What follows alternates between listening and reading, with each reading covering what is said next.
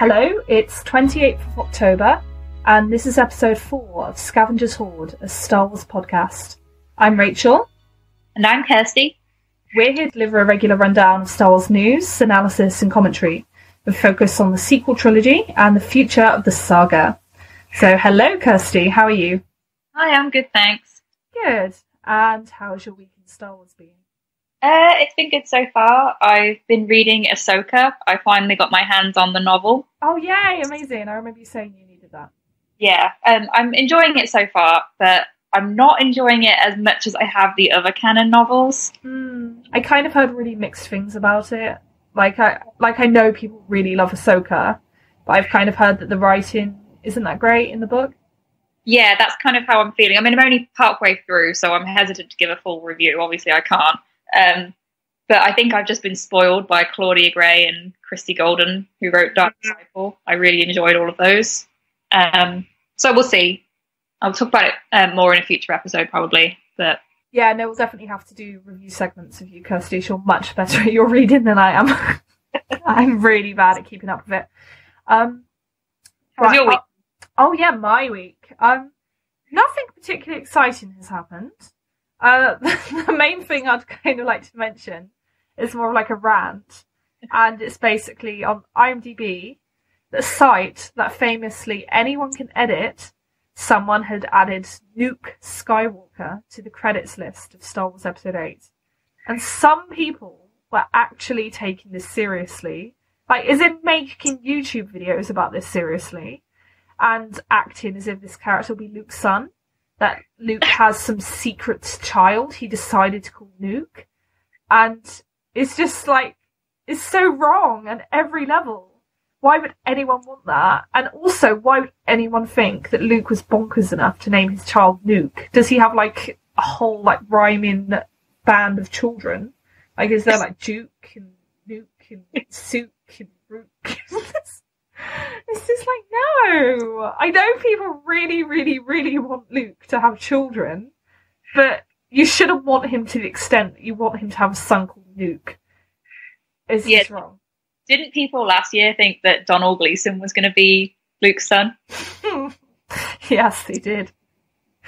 And that's actually really funny in retrospect, because when you think about what a maniac General Hux is, and if you think about some kind of like alternate dimension where Hux is actually Luke's son, gone really, really off the rails and decided to like rebel in the most major way. And that would be hilarious. Like, it is actually quite cruel, but it would just shatter so many people's dreams. And in light of all the like frenzies surrounding Luke reproducing, I can't help but find that quite funny. Yeah, I wonder if part of this, because obviously Nuke Skywalker, no one can take that seriously. But I wonder if part of it has been about this gradual realization that Rey might not be Luke's kid, and the need for him to have a good child so that there's a good Skywalker of this new generation. Yeah, definitely. I think that's very likely to be part of it, to be honest. It just seems way too suspicious to me. Otherwise, yeah, like people just... They can't cope with the idea that Kylo Ren is the last Skywalker, so they have to pull Skywalkers from hats like white rabbits. And it's like fine, I get it. You want a legacy child, I understand that. I can sympathise with that, but no, there should be limits. There should totally be limits. Yeah, I think part of it also is that we're just in a bit of a spoiler drought right now because we're so close to Rogue One. Oh God, tell me about it. I think we've said it before, but it's like, please be gone, Rogue One. I'm looking forward to you. I want to see you, but you really are just blocking out time that could be spent on beautiful, beautiful Episode 8 spoilers. And that's really bad, but it's kind of how I feel. But it's how most of us feel if we're honest with ourselves. Yeah, it's best not to self-delude. Right, so I think with that said, we can probably move on to news. And the first bit of news is about the new Han Solo movie. And it's very exciting. The news is that Donald Glover has been cast as Lando Calrissian. And we have a quote from the directors of the Han Solo movie, which goes thusly: "We're so lucky to have an artist as talented as Donald join us. These are big shoes to fill, and an even bigger cape. And this one fits in perfectly, which will save us money on alterations. Also, we'd like to publicly apologise to Donald for ruining Comic-Con for him forever. So I think that's really cute. It's a really nice way to announce it and to welcome him into the franchise, because I don't really know Donald Glover. I haven't seen him in anything that I'm aware of, apart from that gif where he enters a burning room holding a pizza box and he's like, what the hell has happened? That's literally my sole exposure to Donald Glover. But he seems really cool. I watched an interview of him and he seemed like a really nice, charismatic guy. And yeah, I'm really excited to see what he does with it. How about you, Kirsty? Have you seen him in anything? Yeah, I've seen Community, which I loved. And he was also in Girls as Lena Dunham's boyfriend at one time. Oh, wow. That's 6 degrees of separation. I know, that's quite funny, isn't it? Obviously, because of Adam Driver. Yeah. I need to check out Atlanta, which is his new show. Supposedly it's amazing. So I'm really excited for this news. Obviously, we've heard about it as rumours for a long time. It was almost like fan casting, like everyone thought that he would be great in the role, and it just seems to have coincided with what Lucasfilm seemed to think. So that's really cool. Yeah, no, definitely. Sometimes I think fan casting is a really bad idea, because you generally can't trust the Joe public to know who is the right person for a role.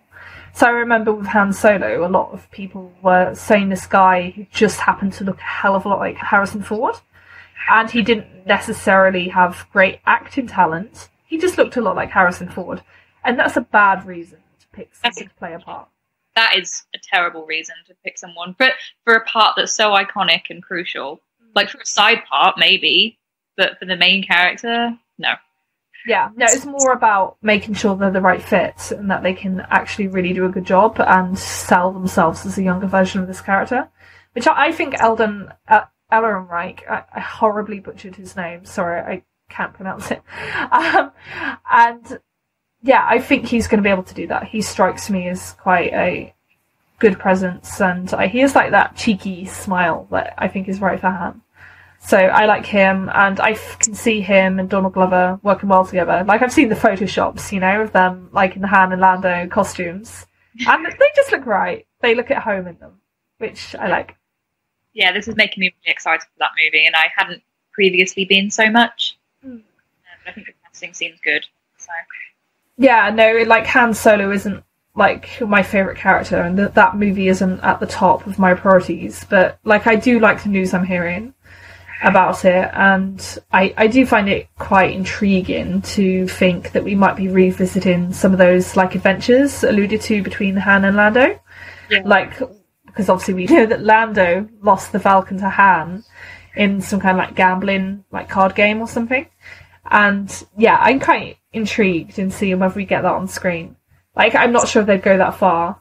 But I think that might be a nice place to end the movie, almost, because I've heard that this is going to be quite a light-hearted, jolly movie with its tongue firmly in cheek.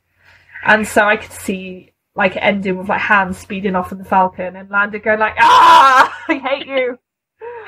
Yeah, I wondered if it would leave their friendship kind of on an uncertain note, because then we know that they make up in time.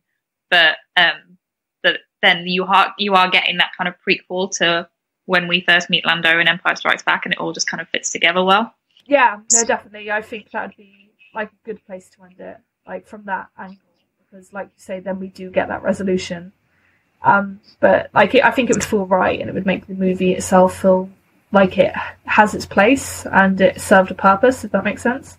I don't think they need to go back and fill in every gap, because of every tiny line alluding to something that Han did when he was younger. But it's going to be cool to see some of that. I just hope they don't go overboard. Yeah, no, I have hopes for this film. Yeah, no, same. I'm really looking forward to it, and I'm trying to be more optimistic about my Star Wars. So, fingers crossed. Right, and with that done, we can move on to our next segment, which is about Rogue One. And basically this one is about director Krennic being revealed to be more of a working-class Imperial. And so this is essentially from an interview with director Gareth Edwards in USA Today. And the quote goes like this. It feels like if the Empire ever had a job vacancy, they go to the Royal Shakespeare Company to headhunt people. I like the idea that Ben's character was much more working class and rose in the ranks through sheer force of personality and ideas. That said, Krennic hits a brick wall in the hierarchy where they won't let him into the club, and it's going to turn into a them or us situation, either Krennic or Tarkin and the others. So, what do we think? Does this take you by surprise, Kirsty, that they're going for this kind of more humble, spin on Krennic's character? It does, actually, because in the trailer, he sounded just as posh as all the other Imperial officers. Yeah, no, I found that, because I'm common as fuck, I am. And, I recognise when I hear, a working-class British person, and whatever Ben Mendelsohn is going for is not working-class British person. Right. Yeah, actually, it sounded quite posh to me. I wonder if he affects that accent, and that's kind of the point, or if we're assuming that working class people in Star Wars would have a working class English accent, Yeah, I'd really love it if they all had proper West Country lass. I like the quote because I'm from near where Gareth Edwards grew up in Warwickshire, and so right next to where the Royal Shakespeare Company is based, obviously in Stratford, and it is kind of, you're right next to it, but culturally it feels very far away and elitist. Yeah, I'm sure. It kind of resonated with me, his reference there. Yeah, no, definitely. I think it's certainly a really interesting angle to take with this character. And, I think you're right. It might be the case where he's affecting, a more sophisticated accent than the one he was, born to and had when he was a younger man. And I think they might actually try to show that through the flashbacks. I might be having too high expectations, but we already know that we're going to see Krennic as a younger man when he's facing off against Galen Erso when Jyn is a child. So I kind of wonder if they're going to have him be a bit more earthy and maybe a yokel accent. Do you know what this is reminding me of? What? Margaret Thatcher. Leaving the working class roots behind and pretending to be posh just so to power. That's what this seems like. And I think you're right, with flashbacks, that would probably be the best way to illustrate that, right? Just have him have a bit of a commoner accent in the earlier stages where he's meeting Mads Mikkelsen's character or whatever he's doing. And then by the time you have him in the fancy white cape, he's, putting on airs and trying to match Vader. Yeah, no, definitely. I think now with this piece of information, I'm really seeing all that swish cape and all the arrogance. That's all a performance. That's him putting on a show, presumably to compensate for this sense of inadequacy. He knows that he came from very low origins. Yeah, no, I think that makes sense. That's what that cape looked like when we first saw that teaser. Yeah. How that is really ostentatious. If you compare him to someone like Hux, who presents himself carefully and is sharply tailored and all that, but probably doesn't feel the need to prove himself with that swishy cape in the same way. That's actually a really interesting point of comparison with Hux, because Hux, through the expanded universe, we know that he came from a very sordid past as well, because he's the child of an illicit affair, apparently between his father, who was a high-up Imperial, and then a woman who was literally referred to as a kitchen servant. So he had very much humble origins. So I do think that Hux, much like Krennic, he's another character who's performing and trying to put on a show somewhat. So yeah, it's interesting. I very much doubt that Gareth Edwards is thinking, I want to make Krennic like Hux. I doubt that ever entered their minds, but I find it kind of interesting that there's that theme of overcoming your origins and then being really bad. So not doing it in an illustrious way. I guess they're almost the opposite to what people like Rey and Luke are, because they come from very lowly, humble origins as well, but then they go up to grace and they become heroes. And then people like Krennic and Hux, they come from very lowly origins, but it seems like it gives them a massive inadequacy complex and causes them to go completely the other direction. Yeah. Yeah, it's interesting. I like this extra detail about Krennic. I feel like that you really start to understand a bit more about where he's coming from. Absolutely, yeah. That's very much how I feel. Right, and then we can move on, and we have some episode 8 bits. And we have Daisy Ridley speaking with the Happy, Sad, Confused podcast, which is a podcast on MTV. And basically Daisy was talking about her new movie, The Eagle Huntress, which she's promoting. She did the voiceover and was also a producer. But obviously, as always, she got asked some Star Wars questions. And she made some pretty cool comments, which I thought would be good to summarise. And the summarised version goes thusly. The Mary Sue thing I just didn't get because it wasn't true. For the most part, when someone's being mean, it's irrational and doesn't make sense. The Mary Sue thing itself is sexist. I think Rey is incredibly vulnerable and nothing she's doing is for the greater good. She's just doing what she thinks is the right thing. And she doesn't want to do some of it, just feels compelled to. So, did you listen to the podcast, Kirsty? I did. I thought it was so great. I love Daisy. I always love her interviews. She's so charismatic and charming. But she probably gets really tired of answering Star Wars questions when she's trying to promote something else.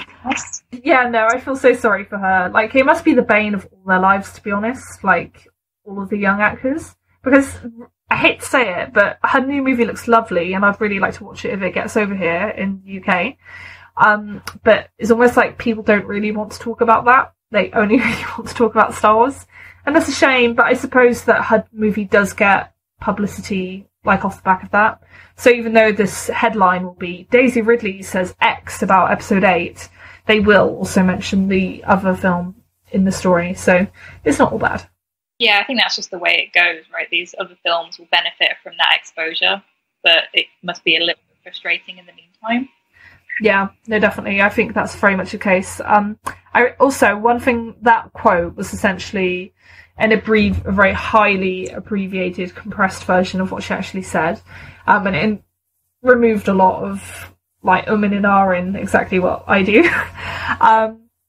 But she also said some other really cool things. She said that she really likes Mulan, which is awesome. And she cited that as an example for, like, an empowering movie she saw as a young woman. She's mentioned Mulan before, I think. Yeah, no, she's got these, like, movies she watched when she was a kid. Like, so I think Matilda was another one. And she's always bringing them up. They clearly were quite formative for her. Yeah. Mulan's one of my favourite Disney films, so... Yeah, no, I love it. Like, I remember now. She was saying she'd listen to "I'll Make a Man Out of You" to like pump herself up when she was like getting ready for scenes, which I think is awesome. That song, and I love the bit during the movie when it's playing when they're doing the training montage. Yes, it's so good. If Rey gets the training montage in episode 8, I'd love to see it be a homage to that. Pretty epic. I really liked what Daisy had to say about the whole Mary Sue nonsense, because I hate that. That makes me so angry. The way that became such a big deal about Rey supposedly being this like self-insert Mary Sue character, and it's really nice to see her like hitting back at that and just being completely baffled by it, because that's all it deserves. It deserves her being like, "What the hell? This is just so stupid." I just think it's really funny. It's Star Wars. Anakin. I don't know what the male equivalent is. Is it like Gary Sue or something? It's Gary Stew. Oh my god. Anakin is the biggest one of all. He's literally the chosen one. Like, when he's 9 years old, he saves everyone by accidentally going off into that X-Wing or whatever. Like, it's just...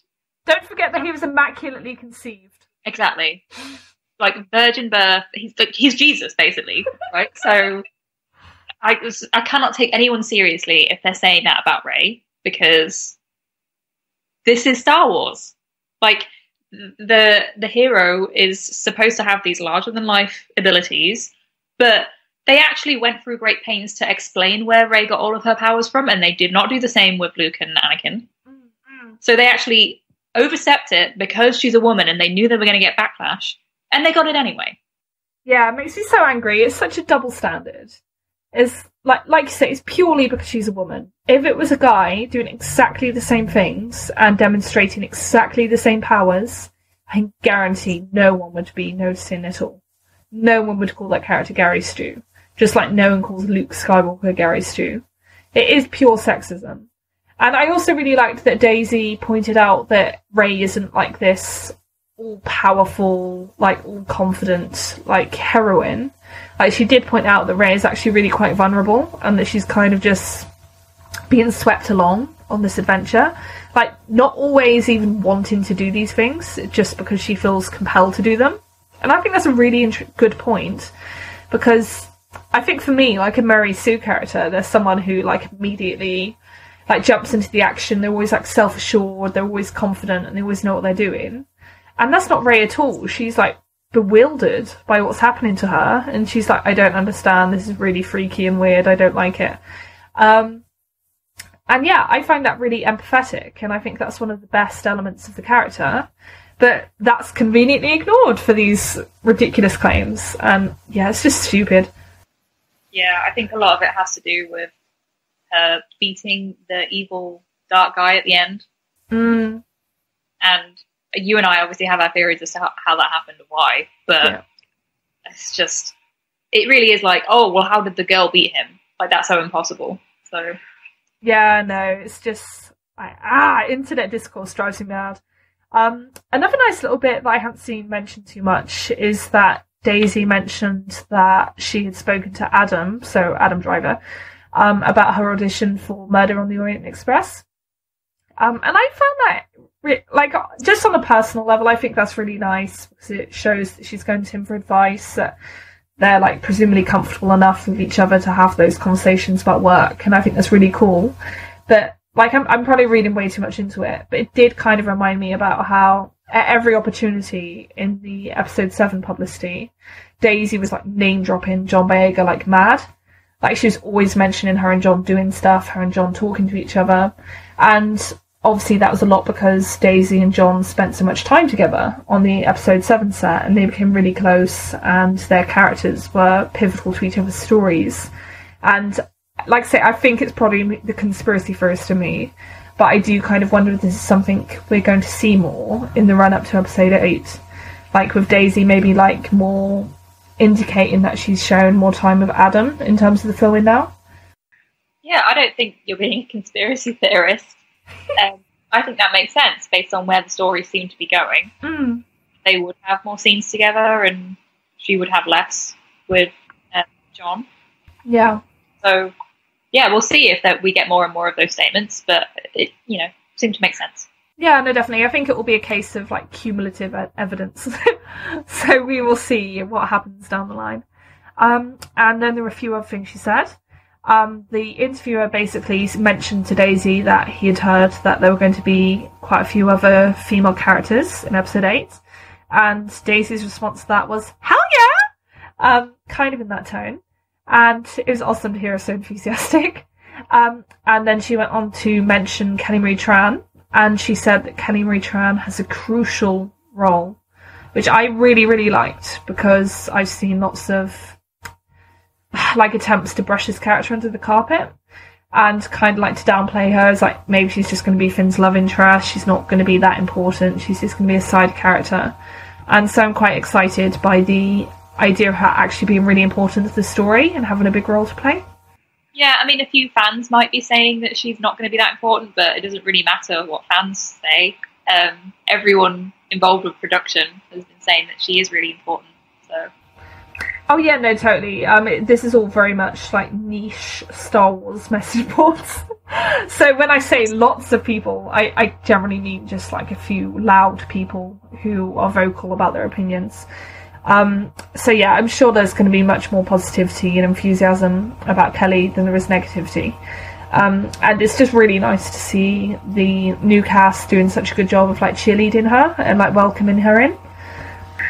Yeah, I can't wait for them to formally announce who her character's going to be. Mm. Because then it really does allow the speculation to start going. Because, like you say, people are, like, trying to work out where she will fit into the story. We've heard a few spoilers, but it's just like, oh yeah, is she going to be this? Is she going to be that? Is she going to be, like, say, Finn's love interest? Mm. We don't know, but it's driving everyone insane in the meantime. So there was another comment that was made, and that was about Rey going on a big journey over the course of episode 8. Obviously that's really vague. That doesn't tell us much, but I did find it interesting, especially the way Daisy phrased it. She was quite coy. I kind of wonder whether she means physical journey, emotional journey, like psychic journey. So we've heard like rumours about these like crazy force visions and stuff, like nothing concrete and nothing that would warrant a spoiler warning in my opinion. But yeah, there's just all these suggestions about the fact that the journey Rey goes on in episode 8 might not be an obvious kind of journey, if that makes sense. Did you read much into that comment, or do you think it's just too vague?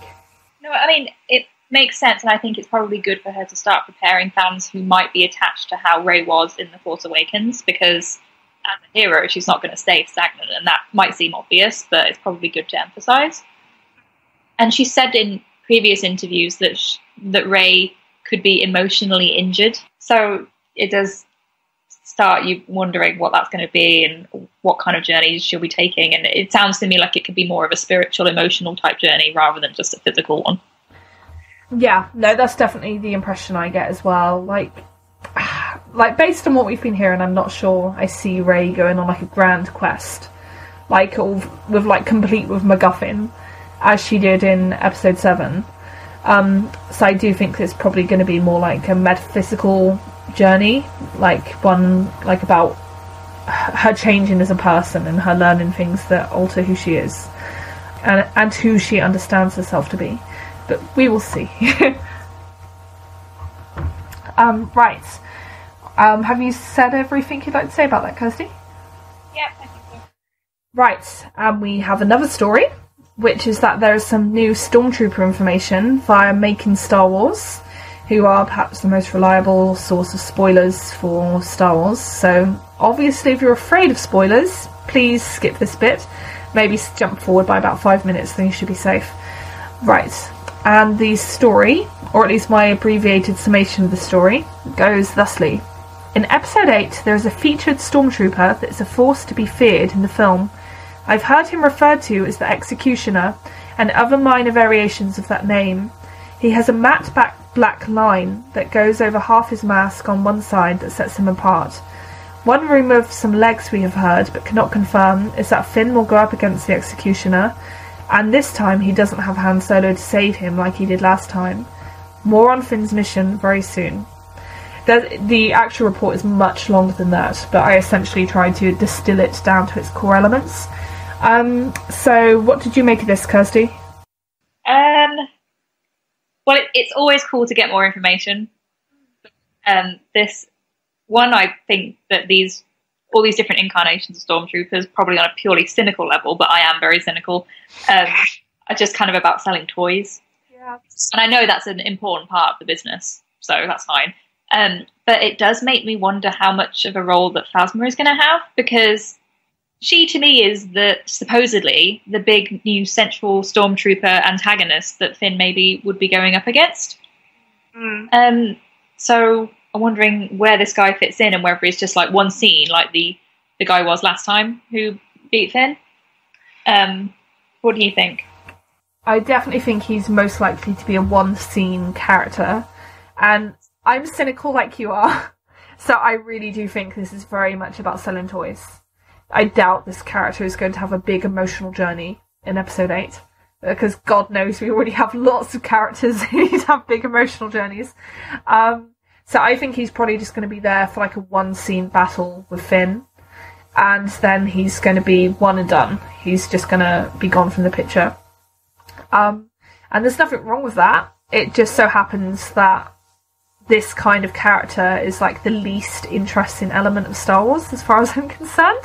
So I sound like such a brat because I sound so ungrateful. Like people say, oh, we don't have enough spoilers. Oh, I want more spoilers. And then we get a spoiler and I'm like, not this kind of spoiler. Meh. But I just can't help but be like honest. It's like, oh, I need more story-oriented spoilers. I don't care about the freaking stormtroopers. Okay, if we read between the lines, and maybe this is just a case of me going too far into it and just guessing. He says that Finn will go up against him, and this time he doesn't have Han Solo to save him. Does that means that Finn is probably going to be the winner in this confrontation, right? I'd really like to think so at this point, because like the character has got like a lot of shit from some people on the internet, like saying that he didn't hold his own enough and that he wasn't like successful enough, I suppose, in his battles. And you can kind of see that because a lot of the time he does have to have other people come in. Like when Han comes in and shoots the guy with the bowcaster at the last minute. And I really would quite like to see Finn actually take the initiative and just decidedly beat like a similar character in episode 8. Like purely off his own strength and off his own back. So I think that would be a good way to show growth for Finn. And like show how far he's come since last time. So I really like Finn, but obviously they are going to need to show him developing and improving as a warrior, and I think this kind of scenario would be a good way to illustrate that.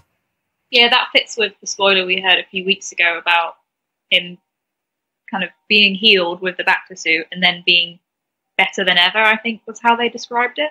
Yeah. So that was how. Has kind of gone on that arc from someone who didn't necessarily think of himself as a hero, was just kind of motivated by self-interest and fear, and then has progressed to become this big deal in the Resistance and is much more capable and confident in himself now. So, yeah, it's going to be exciting to see that. I'm kind of done with internet crybabies of all persuasions. So, yeah, there might be a few people complaining about Finn, but I don't think the point of his character was to appear competent at all times. That's not what storytelling is about. He doesn't have to be flawless and always winning every confrontation to be an interesting character or on a journey. Yeah, no, that's pretty much how I feel. It's kind of like the most boring characters are the characters who get everything right all the time. Like, if Finn had been, like, flawless in everything he did and had never made any mistakes and had never needed help from anyone else, in my opinion, he wouldn't be much of a character. That's just really dull to me. So I do think it's much more interesting to handle it as they've handled it and show him as someone who is very much fallible and he can fail. But at the same time, he's incredibly brave and he's got lots of potential to grow and do incredible things as he comes into his own more. And I do think episode 8 is going to see him coming into his own more. And, like, it's quite speculative, but I think this character that Making Styles are describing, I think his most likely purpose is just to serve as a tool for Finn's development. And I think that's a good purpose, because, like, I don't care about the stormtrooper much, but if he helps Finn along his journey, then it feels more worthwhile to me. Yeah, that makes sense. And I also like that we've been promised more info on Finn's mission soon, because that's the kind of stuff I'm craving. I want to know, like, what the hell is Finn doing? Like, what is he looking for? What is this mission? And so it's reassuring to think that Making Star Wars will hopefully be providing us with said information soon. Yeah, I'm really interested to learn that too, because the whole thing, like we said, in episode 7 was him feeling like he has nothing to fight for. So is it now that he's decided is worth his time and dedicating his life to? Yeah. No, definitely. And there was also like a few other snippets in the story. And one of the other things that Jason mentioned was that they're bringing back the like red guards that they had in Return of the Jedi, guarding the Emperor. And they've like had some modifications and stuff as well to look a bit different. And that just kind of made me ask some like weird questions. It's like, okay, so is Snoke using the Imperial guards again? Like, it just doesn't strike me as a particularly Snokey thing to do. Yeah. But then can you imagine anyone else doing that? Unless, like, somehow that's been taken over by the Republic, but I don't know. I mean, it is kind of odd to me that the First Order are supposedly different from the Empire and yet use stormtroopers, supposedly use these guards, or we're assuming that they might. Are they supposed to be a different beast entirely, or are they just kind of coming in and taking on that same role? I get the impression that they're very nostalgic. Like, a lot of these people are the children of former Imperials, for example, and like, oh, back in the good old days when Emperor Palpatine was sat on the throne ruling the galaxy with an iron fist. It's like that kind of attitude, I think. Presumably without the old croaky voices, though, because virtually everyone in the First Order looks like they're 30 and under. But yeah, there's like lots of nostalgia and like idolization of the past. So I can kind of justify it from that point of view. But at the same time, I can't help but feel it's also a bit pandering to like just re-establish that world of like all these familiar visual tropes, because they know people like them and they know people associate them with Star Wars. So I am really hoping that this is like all just misleading and these are all going to be very small elements of the film and that they're not going to distract me too much, because my main interest in episode 8 is getting this weird different Star Wars movie that we've been promised. Yeah, I still think that's the case, but like you say, they're going to have these smaller elements just to make people think, oh yes, this is the Star Wars universe that I recognise. Yeah, no, definitely. And one last thing is I found it interesting that like basically over the last few weeks you've been getting lots of like small tidbits about episode 8 from Making Star Wars, and all of them have been like about Finn and that side of the story. And I just find it interesting that there's been like a complete absence of any like information, like even really small information about Rey and Kylo and Luke in that thread of the story. And I do kind of wonder whether that's because the information doesn't exist or because that information is potentially more juicy and so it's being held back until after Rogue One when it's the more appropriate time to let those kind of details come out. Yeah, I think they know that most Star Wars fans are more interested in the Force side of the story. Which isn't to say one's going to be better than the other. I also, because the Force will be kind of like this more metaphysical idea, it might be harder to piece together what the story actually is there. Whereas if Finn's on these missions on the Resistance side of things, that might be easier to work out what he's doing and why. That would be more like the action side. Yeah, no, that's actually a really good point. I think whatever's going on with Rey and Kylo and Luke is more likely to be weird and trippy. And I think that would also mean that a lot of it's going to involve it's more likely to involve CGI, I think, for a start, if they are going to get very metaphysical with things, because presumably that's going to involve some vaguely psychedelic and unrealistic visions, which would require CGI augmentation. So there's the question of how much of that would have been done physically on sets that the kind of people that Jason uses as his sources would have access to. So, yeah, all kinds of questions. And, yeah, this is total conspiracy theory mode at this point. It's like, the truth is out there. That's what Star Wars fans do. That's part of the fun. So, just embrace it. Yeah, no, exactly. It's like pigs and truffles. Okay, right. I think that's the news done. And with that said, we can move into our spotlight section. And this one I'm actually quite excited about because it's an angle of Star Wars that I certainly think is important, and I also think Kirsty thinks is important. But you probably don't automatically associate Star Wars with it because Star Wars is generally thought of as being science fiction, and people think of the spaceships and the flashbang effects and all that good stuff, and it is very much good stuff. But this time we're actually going to be talking about love and romance in Star Wars, and basically having like a whistle-stop tour of how those themes, like the more emotional, mushy stuff, essentially, have been dealt with in each trilogy, and also diving into a little bit of speculation about what we think that might say for episode 8.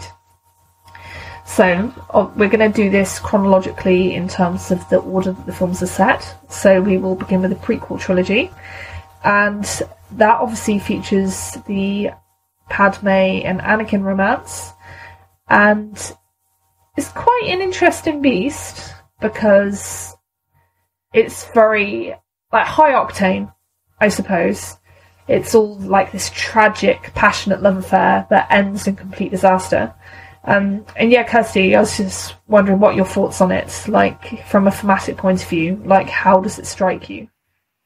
I have very mixed feelings about Annie Darla. I love these shipping romantics. They're so silly, but I love them. Yeah, that'll probably be the last time I say that today. Because I love certain aspects. I don't love the execution all the time. But I like, in terms of the prequels, I kind of like that melodramatic feel. I like that Padme's always dressed in these beautiful outfits, and it feels almost like a period drama. Mm-hmm.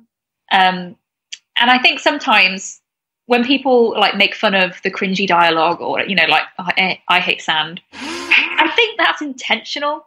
I think you're not supposed to think of Anakin as this smooth ladies man. I think that's the point. He's not supposed to know what to say. He's all flustered because he's around this woman who he thinks is the most beautiful woman he's ever seen, and he just doesn't know what to say. So that's his like weird attempt at seduction, and obviously it works over time, but it's almost like in spite of that.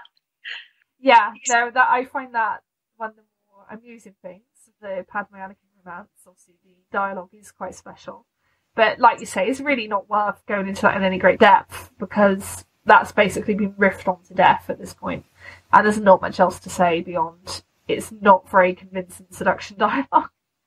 I kind of like that aspect to it though, because you need to have the smooth talker. I know we're going to get onto the original trilogy later, and Han Solo maybe fits into that role a bit more. But I don't think it's not supposed to roll out like, oh, Padme just couldn't resist Anakin's charm. It's more like almost this fated, destined love. Like they're star-crossed lovers, that kind of thing. Yeah, no, absolutely. Because obviously Anakin, he's literally a teenage boy when they're having this romance in Attack of the Clones. I think he's 19. And it shows. He is very much a teenage boy in that he's highly hormonal. He says all the wrong things, and he's creepy and desperate for sex. That's very crude, but I do think that kind of sums up Anakin in relation to Padme. And I do think you're right. That's kind of the only way you can really reconcile that romance. Like, you have to see it as something that's fated and something that was written in the stars, which I think is kind of what their musical theme is named after. And yeah, because it doesn't really make much sense on like a pure human level, because like you say, Anakin's pickup lines would not work on any normal human woman. But yeah, at the end of the day, the point of their romance is not really how it develops. The point is more how it ends, I think.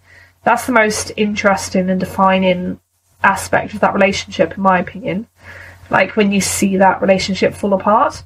And that's kind of where it becomes more powerful for me, because you see these people who are obviously deeply in love, even at the very end of everything, but for various reasons beyond their control, they've just gone completely separate ways. And there's no way back for them. There's no way they can, like, be together again. And that's what the whole point of that final scene with them in Revenge of the Sith is about. And again, I think it probably could have been handled better from an execution standpoint, but I do still think it's quite powerful seeing these two people who you know are in love and you know mean a great deal to each other, and you just know they can never be together again. There's just too much happened that is driven like wedges between them, and they have completely different perspectives on everything at that point. So there's just like this irreconcilable divide, and it's quite tragic. I suppose with the Amidala romance, another thing to mention is that it's very much about these two characters who come from extremely different backgrounds. So you have Anakin, who is a slave boy, and then you have Padme, who's literally a queen. So it's like the most extreme expanse between them you could almost possibly envisage. And yeah, I think, again, that's very much about adding to that star-crossed element and creating all these odds against the relationship, which are stacked up even further in Attack of the Clones, because by that point, Anakin is a Jedi and he's not meant to have any attachments. Obviously doesn't jive well with falling in love with this beautiful girl. In love, which is, a very well-known trope, because it provides tons of angst in a very easy way. And they have to, hide their marriage from people who are really close to them. Like, I did always wonder if Obi-Wan Kenobi knew and just didn't say anything, but... Oh, I think he knew. It's kind of like that look he gives Padme when they're, like, talking towards the end of Revenge of the Sith. I think if he didn't know, I think he heavily suspected. Oh, yeah, towards the end, he definitely knows, because he works out who, oh, you're pregnant, and... or isn't he? Who else is it going to be? Immaculately conceived. But yeah, Anakin having to hide that from Obi-Wan, who's, you know, he's like his brother. Mm. You know, you can't imagine how difficult that must have been. And then he has all these visions and dreams about his wife dying and doesn't feel like he can turn to anyone. So that's kind of how he gets seduced by Palpatine. Yeah, I think if you look at the prequel trilogy as like a statement on what happens when you have this like passionate, intense love for someone, is actually like a very negative statement on that kind of love, because it's ultimately shown to be horribly destructive for both of them. Like, Padme literally dies, and Anakin, like, he almost dies, essentially. He dies in virtually all the ways that matter. So he basically becomes this machine man, and he loses, like, all his humanity and, like, all his, like, emotions and, like, the things that really made him a good person. They're all eradicated when he's burnt to a crisp. And in many ways that decline is driven by Anakin's love, because Anakin's love and concern for Padme are what essentially drive him to make this deal with the devil in, like, committing himself to Palpatine and the dark side. But obviously is a really cruel lesson, because he doesn't save her. He probably ends up killing her by making that decision. So there's this grand irony at the centre of it. Yeah, it's not just about their love, it's also like the Jedi attitude towards that. The idea that you shouldn't have compassion and attachment for people, and then it kind of illustrates the Jedi's failure at understanding humanity and how people will fall in love, and, you know, you can't always account for that, and there is this destined love between them, and it's all about how the people around them kind of get in the way, and it just becomes a downfall for both of them. Yeah, no, definitely. I think that one of the most interesting things the prequels do is essentially question where the Jedi went wrong on an institutional level. So they clearly went wrong in very big ways. And that whole attitude about, like, love and attachments is clearly one of the biggest mistakes conceivable. And it does make me wonder, how did the Jedi survive so long? So presumably they've been around for like thousands of years. And there must have been big problems with this before. Like, because these Jedi, they can't all be monks. They have to have some kind of sex drive and stuff. Like, what happened? Well, I don't think that it's sex that's forbidden, it's the attachment. Yeah, but I suppose the thing is that, like, sex and attachment, they're often heavily interlinked. Right, and it's a children's movie, so it's not like they're going to go into too much. Exactly, like Mace Windu go down to the brothel. Like, I don't think it's going to happen. Yeah. Yeah, getting on with some Twi'leks. Nice. Is there anything else you'd like to say about the prequels in respect of romance and love, Kirsty? This might get a bit weird, but I've thought in the past that Anakin's attitude towards Padme is almost like a way to compensate for the relationship he loses with his mother. I think that's a really good point. Yeah, it almost has this mother-son dynamic, which is icky for these reasons. But he does kind of imprint on her and then holds her up to this, on this pedestal.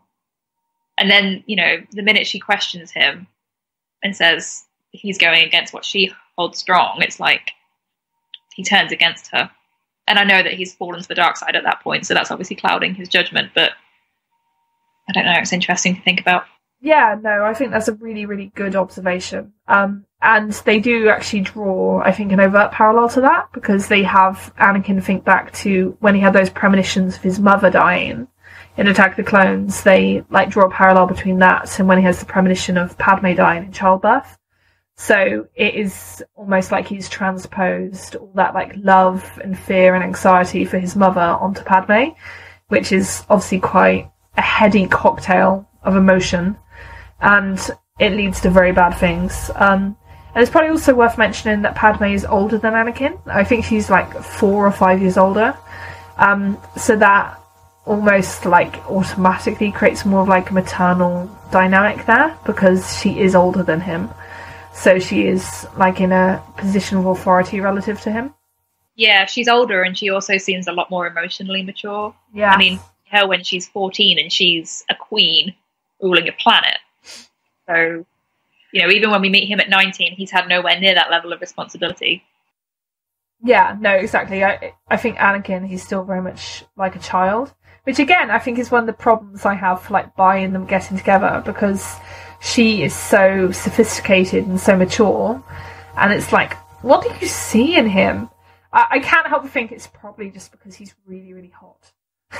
And I do seriously think a lot of it is like about pure physical attraction, which is fine. That happens a lot in real life too. But that's just a bit frustrating to me that there's not like more substance to that draw to each other. Yeah, I mean, you can kind of see this conflict within her. You know, he's trying to pursue her, and she's saying no, like this.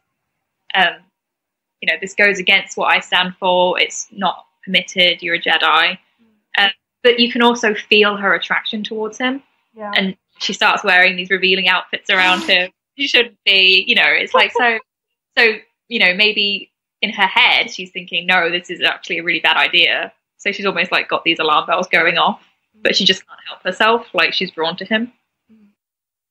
Yeah, no, I think you're right. And that goes back to that whole sense of it being fated and inevitable. Like, there was no way they were going to stop this train. And that's kind of essentially like a meta commentary on the relationship of these characters, like just generally, because they literally had to get together because Luke and Leia already exist. Their parents need to fall in love and have children. There were like check boxes to tick off. So it had to happen. It was fated in that respect. As well as fated in universe. Yeah, I suppose the only other thing I'd like to say about Amidala is very much about how it was received, because obviously a lot of people have problems with the prequels. I don't think I'm surprised at anyone in making that comment. And I think one of the areas of the prequels that comes under especially intense criticism is the romance, for quite a few of the reasons we've touched upon here. And I do actually see quite a lot of resistance just to the whole concept of romance in Star Wars. There are a lot of people citing the Anakin and Padme romance as the reason why they don't want to see like a big focus on like a love story going forward. And I find that quite interesting because it kind of indicates to me how short-sighted some people are being. Because it's like, even if you didn't like this love story, what's to say you wouldn't like a love story if it was actually done really well and was compelling and was properly woven into the narrative? Right. I mean, I find it pretty funny because Star Wars is a generational saga.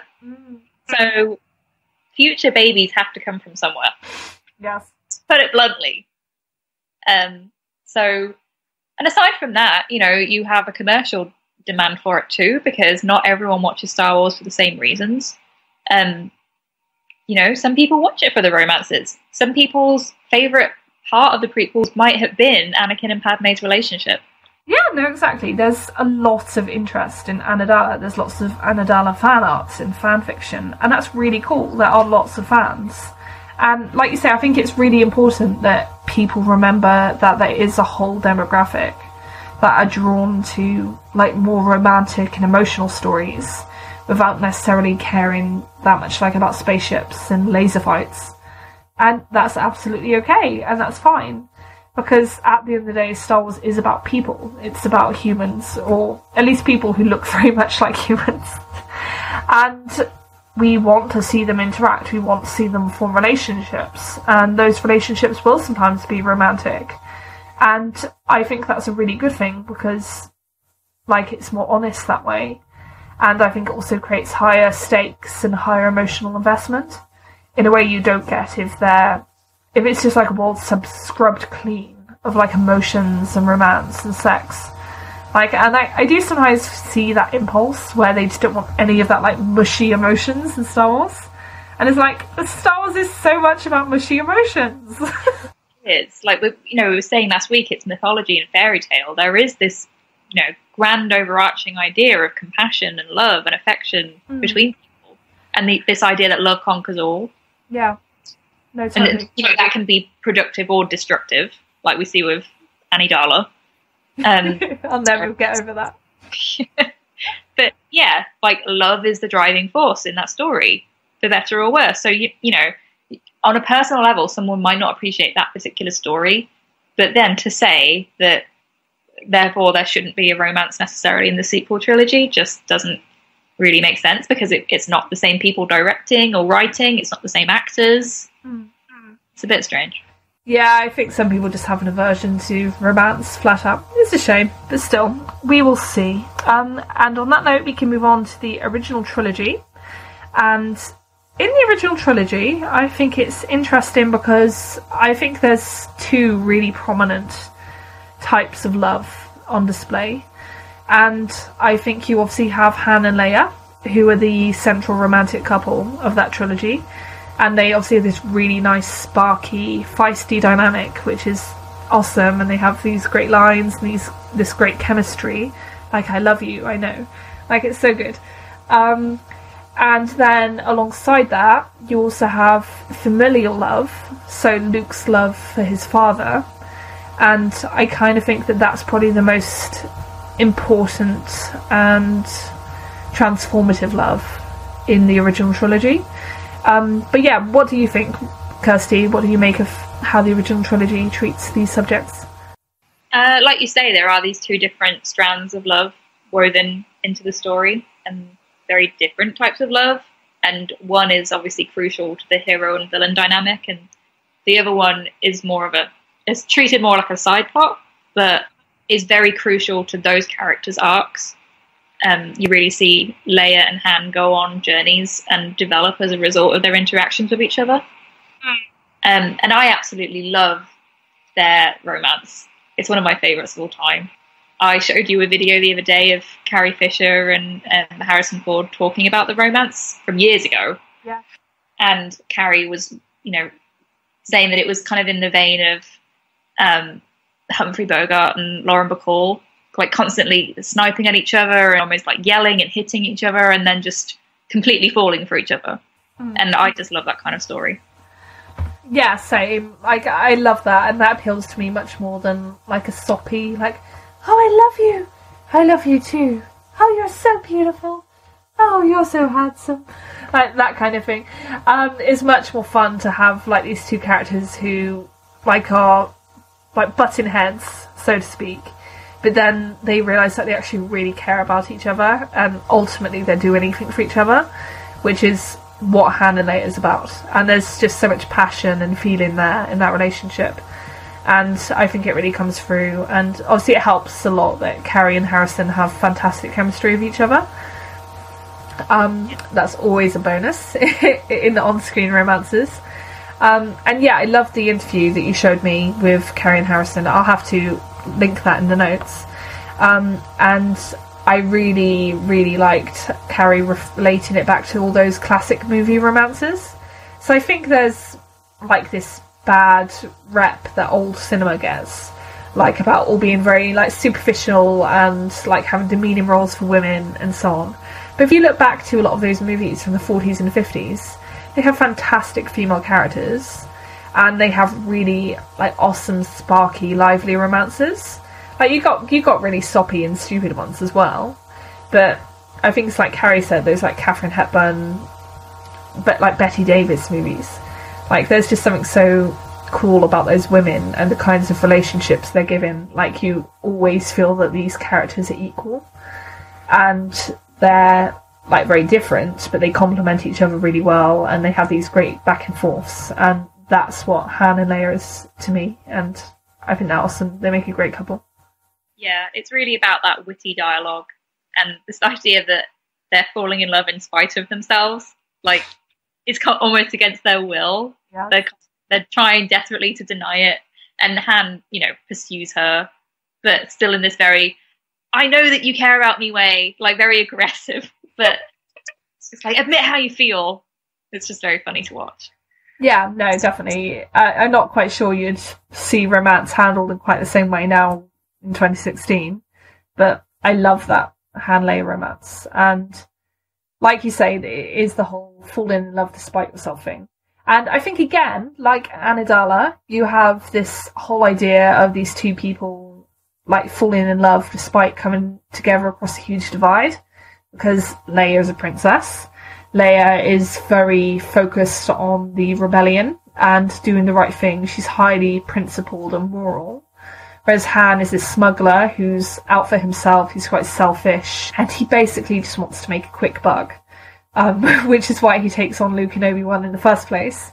But despite their differences, you gradually see them coming together, and you also see their goals start to become more similar as well. So by the end of Return of the Jedi, like, Han, he's not that selfish smuggler anymore. He's a general in the rebellion, and he's there fighting the good fight. He's not, like, driven by self-interest anymore. He's very firmly in love with Leia, and he's embedded in that hierarchy, which is like it. And I know quite a few people have been, like, disappointed by what happened to Han in Return of the Jedi. They felt that it kind of, like, neutered him and made him a less interesting character, because he did almost become more of a straightforward hero in that respect. But while that's true, I also think it's a natural progression for that character to show him getting over those, like, lowly, like, roguish origins and becoming actually part of something that matters, and also properly falling in love, and, as we would later learn, getting married and having a child. Yeah, I almost feel like that criticism of Han Solo and Return of the Jedi has a lot to do with the notion of masculinity and how love would change a man and somehow weaken him, or have him stop being himself. Because Han does go on a journey, but it's kind of a classic anti-hero journey. It's, you know, it's pretty conventional.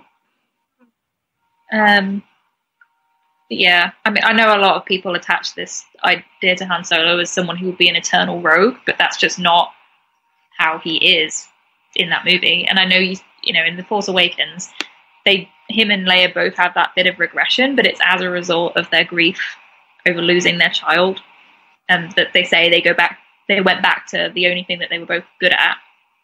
But before that, they must have had this semi-stable family life and had lots of love with each other and for their child. Like, I both like the regression in The Force Awakens, and I kind of wish they'd just continued where the characters were in Return of the Jedi.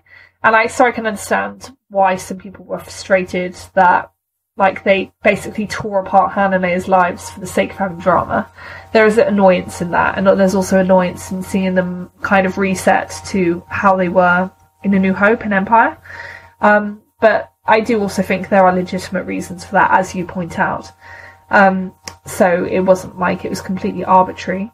But yeah, I think beside the romantic, like, plot in Empire Strikes Back, you obviously also have this other kind of love, which is Luke's love for his father, which is ultimately a very redemptive and powerful love, because it essentially brings Anakin Skywalker back and destroys the Emperor, and in doing so saves the whole galaxy. So, like, for something that a lot of people don't consider that important or that integral to Star Wars, I think love is actually at the core of it all. Because if Luke did not love his father with that pure, unconditional love, then everything would have gone to shit, essentially.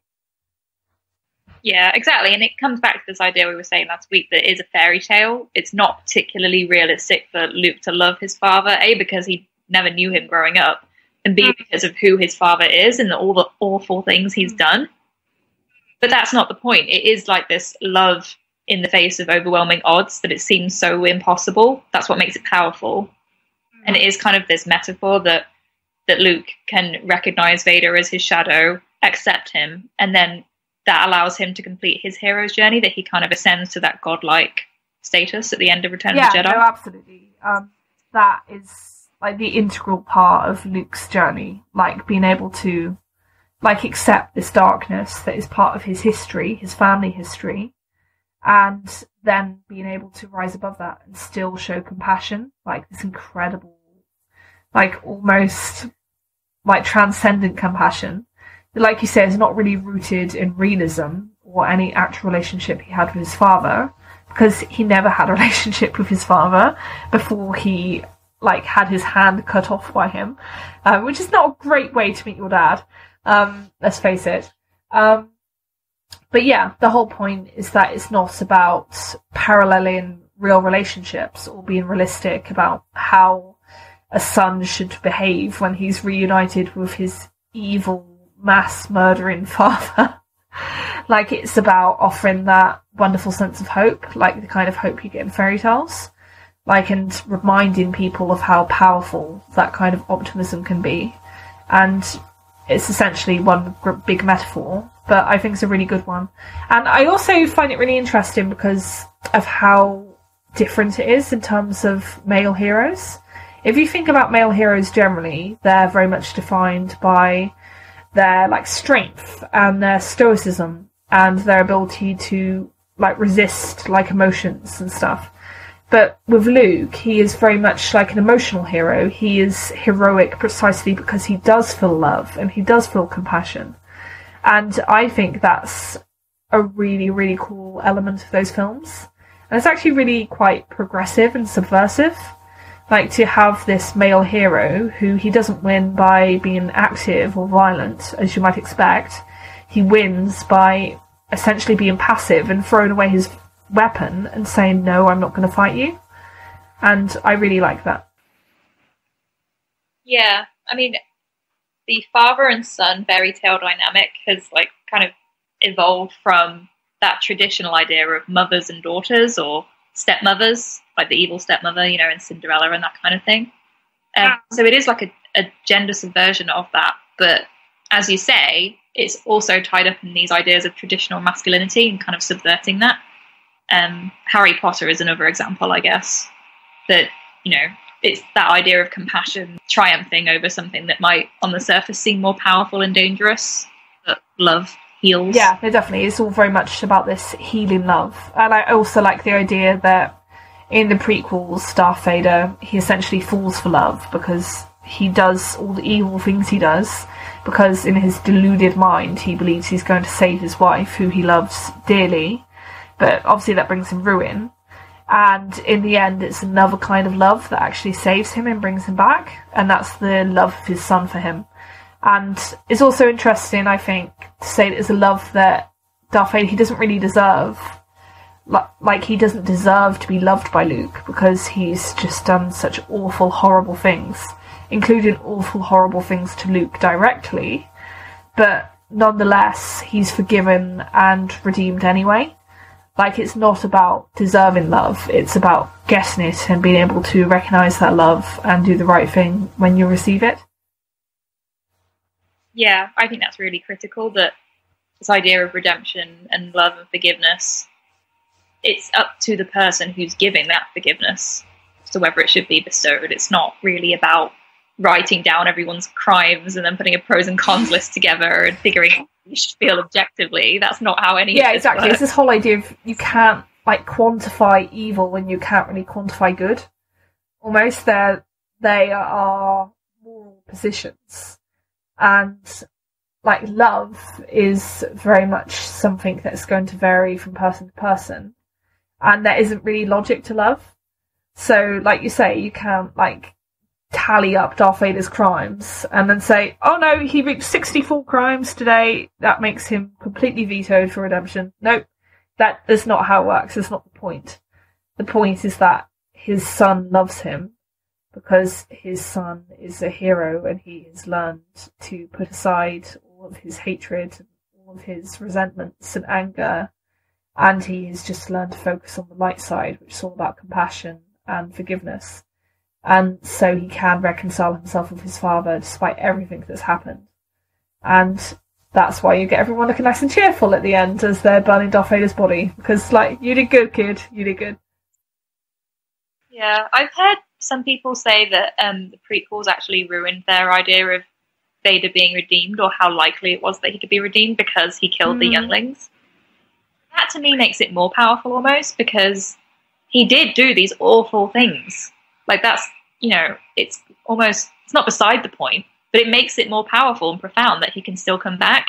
And it kind of brings it full circle because Padme says there's still light in him. Like, I know he's still a good person, and she dies, but it's her son who ends up kind of finishing that story, that he sees that too. Years later, even after he's done even more terrible things, it's still in there. Like, he still has the capacity to be a good person. Yeah, no, I definitely see that. I can understand both sides, I think, because from a real world perspective, again, which is the wrong way to look at Star Wars, but some people do look at it from this perspective regardless, like murdering a room full of small children is completely unforgivable. There's no way anyone should be redeemed from that.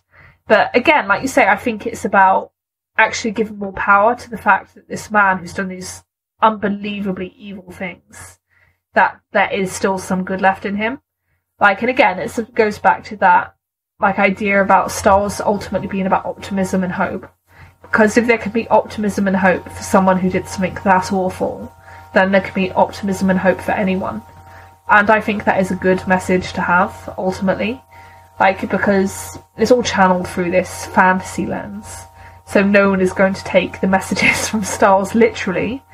But when you just take the sentiments of them, that, like, even when things seem at their darkest, there is still always that little chink of light. There's still that thing to cling to.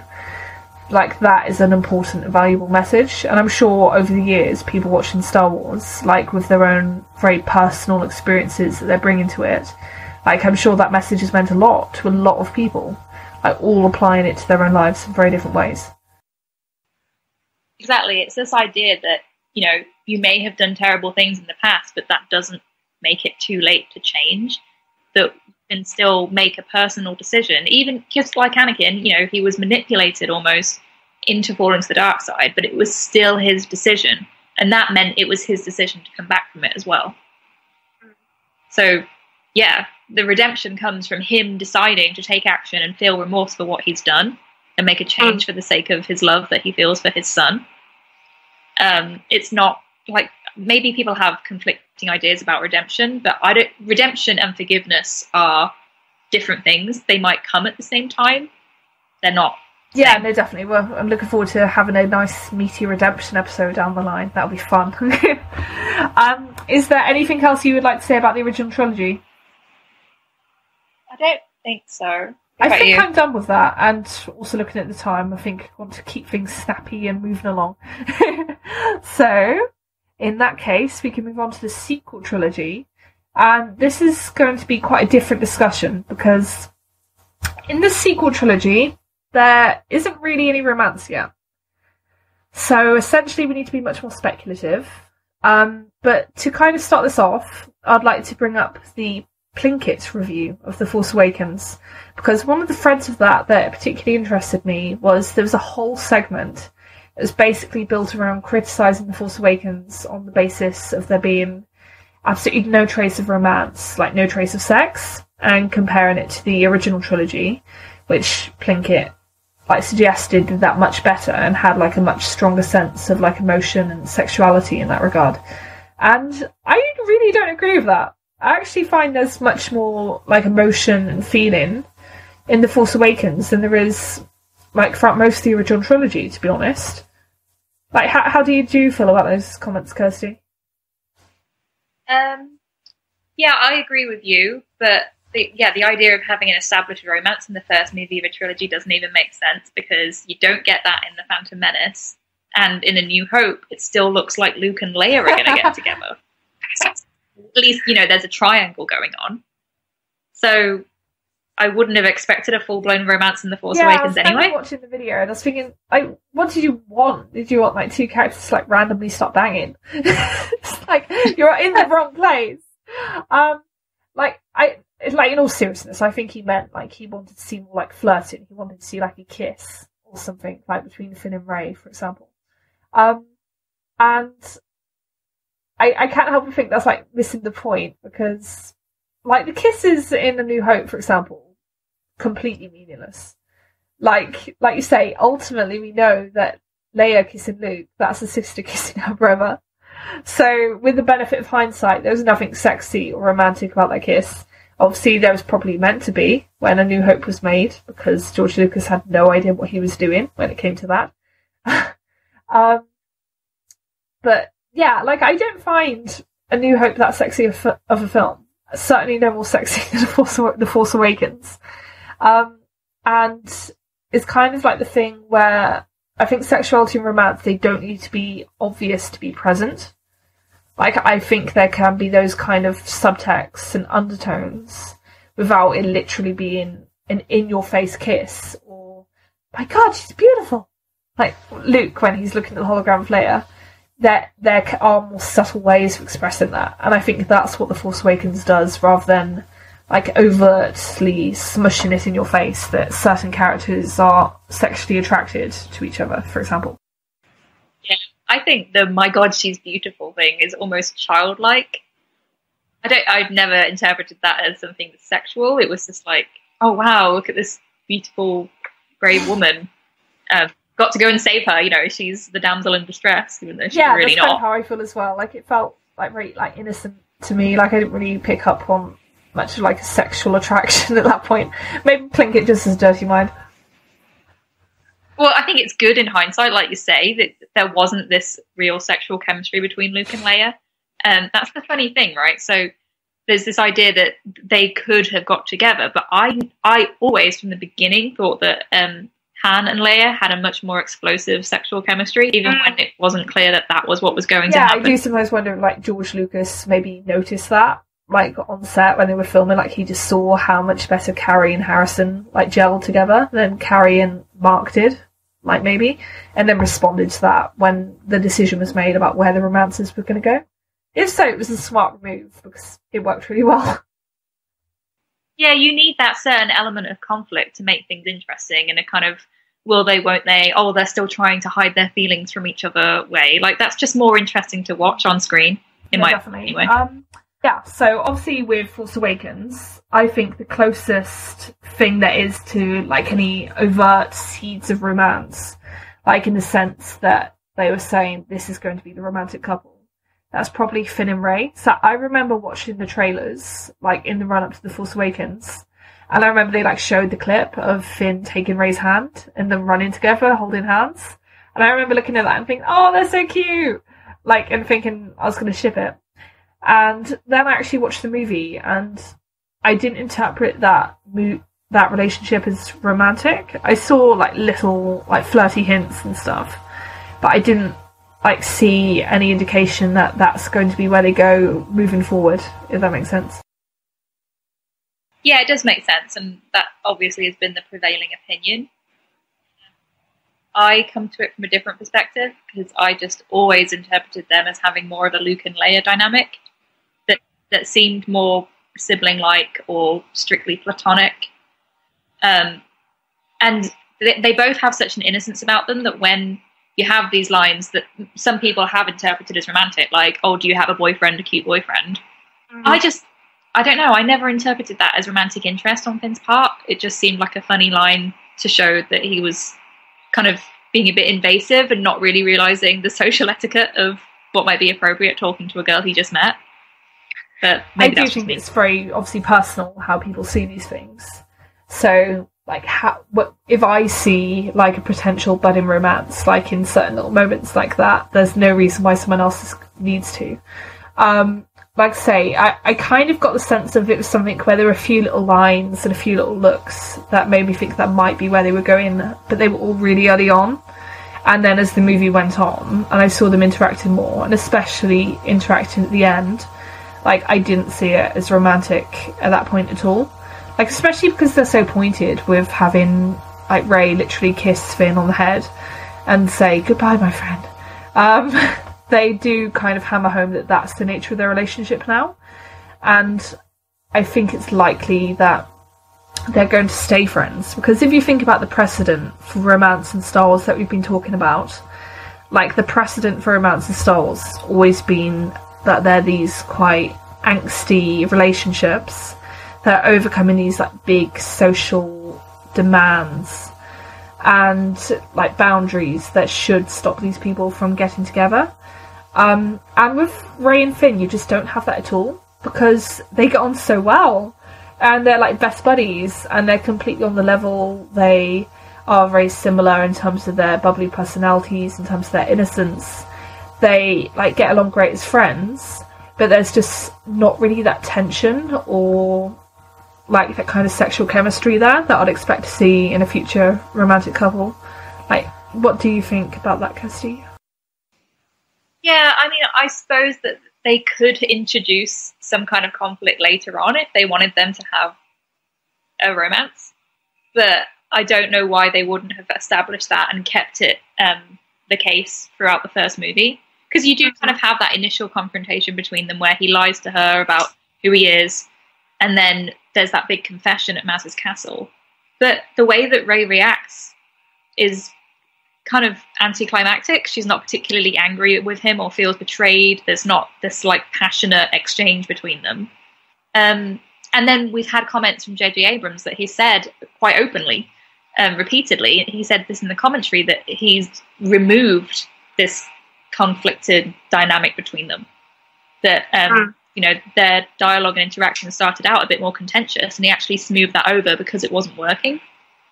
So that, to me, almost seems like the opposite of, like you say, the typical romantic setups in Star Wars, where there is this conflict and angst, that they have this something to overcome. No, definitely. I very much agree with that, and I think just in terms of the building blocks they've laid for like the relationships that we have in front of us, like I just don't see like romantic building blocks as such laid for Finn and Rey. Like you say, might be completely wrong, that might be where they're going, but in terms of what they've done before, in terms of those kind of relationships, it's just not following the pattern. And there are all these rumours of Kelly Marie Tran's character and who she might be, and getting into spoiler territory again yes. now. But that she's going to be spending quite a significant amount of time with Finn. So, you know, you wonder, does that mean that they're going to have a kind of romance? It's possible that they won't, just because she's a female character. That doesn't necessarily point that way, but it's possible. Yeah, no, definitely. I think that it's quite likely that there is going to be some like crucial relationship between Kelly Marie Tran's character and Finn, just because like they seem to be bigging up those two like as main scene partners in episode 8. Like I remember Kelly wore a Finn shirt to Star Wars Celebration, for example, which is not subtle, bless her, but she looked so happy in calling it, so it was awesome. And yeah, John has obviously been praising Kelly to the high heavens, and Daisy, in the interview we were discussing earlier, made a point of like how big her role is. So I definitely think that she's going to be more than like a love interest. There's going to be much more to her character than that. But I could absolutely see that being like a part of her function in the story. And I also think, like again, to continue the spoiler theme, consider this like a lasting spoiler warning actually for like the next 10 or so minutes. Like also going by what we've heard about episode 8, we have the sense that Rey and Kylo are going to be together for much of the time with Luke. And then we also have the sense that Finn and Kelly Marie Tran are going to spend lots of time together. And I can't help but think that keeping Kelly Marie Tran with Finn is going to be about redressing the gender balance. Because based on The Force Awakens, I think a lot of us thought that Finn was going to spend a lot of time with Poe, for example. But I think the danger, if they had done that, would have been just having that thread of the story become a complete sausage fest. So, by having Kelly Marie Tran in there, like whether she's a love interest or not, it does kind of balance things out in terms of the genders, which I really welcome. Yeah, we had that leaked picture of them both on that space horse, or at least their stunt doubles. And coming back to the idea of Star Wars as a period drama again, like when you see that, it kind of conjures up romantic ideals of them bounding across the fields or in epic scenery, and it having this almost romantic feel. As long as they don't start talking about sand, I'm good. Yeah. Oh, that's they will not go anywhere near that dialogue. No, like it's too easy. It's such an easy target. I should refrain, but it is too easy, so I go for it. Finn will be a bit more smooth. Yes, no, Finn is a real smooth talker, so I think it would come naturally to him. And yeah, I guess having spoken about Finn and Kelly Marie Tran's character, I suppose like the question is what's going to happen with Rey. Is there going to be any kind of like romance with Rey? And obviously, it's not like there's any obligation for Rey to have romance. Like, and there should, like, we're in no way suggesting that. Like, Luke didn't have romance, and he was the protagonist in the original trilogy, and that was cool and fine. But at the same time, I don't think there's any reason for Rey to not have romance. It shouldn't be the case where, oh, we need to keep this woman strong and independent. She needs to be isolated in an island and be completely self-sufficient. Like, I think that impulse is like dangerous and damaging as the impulse that says all women need to have a man in their lives, otherwise they're worthless and have no purpose. Like, they're both like these ridiculous extremes. Like, do you know what I'm saying? Yeah. Obviously romance is not essential for a woman's journey, but at the same time, she's not just a female Luke. They've not set her up in the same way that they did Luke. Like, she's searching for belonging, and he was very different in that aspect. And his primary conflict was with his father, so that's obviously a different type of journey. Yeah, no, totally. And I think with Rey, they've made a massive, massive thing of her being so like lonely and desperate for her family, and like someone to look out for her and love her and care for her. I think it would almost be wrong, like, and even cruel, to like say to her, oh, you're going to be a Jedi and you're going to live in like contemplation as you think about the Jedi ways. Like, that would be the most like cruel punishment kind of for a girl who's spent her entire life growing up alone on a sand planet. And so I just don't get like people saying, oh, I don't see Rey as having a relationship, I don't see Rey as wanting children. And like, they're just those kinds of suggestions, they just baffle me because they're completely at odds with how I see that character and what I get from her after The Force Awakens. Yeah, same. You know, they had this idea in the prequels that Jedi, you know, forbid attachments. We obviously know that didn't go very well, but Anakin had those attachments from the start. He was obviously very attached to his mother, and then he became very attached to Padme, and Rey, on the other hand, didn't have any attachments. It has to almost go the other way for her to have a journey with change. Yeah, no, absolutely. I think Rey's story is going to be about her developing attachments, and then those attachments being tested and challenged based on the subsequent events. So, like in Force Awakens, for example, she develops like deep attachments to Finn and Han, and obviously that attachment to Finn is very powerful. Like, because by the end of the film, like, Finn and Rey are literally fighting Kylo Ren to save each other. And the attachment to Han, like, she obviously sees him as like a surrogate father kind of figure, as Kylo points out. And then that makes her response when she sees him struck down in front of her all the more like emotional and like profound for her. So we can see that she is this kind of person who forms these deep, significant attachments very quickly. And I see no reason why that's not going to continue going forward.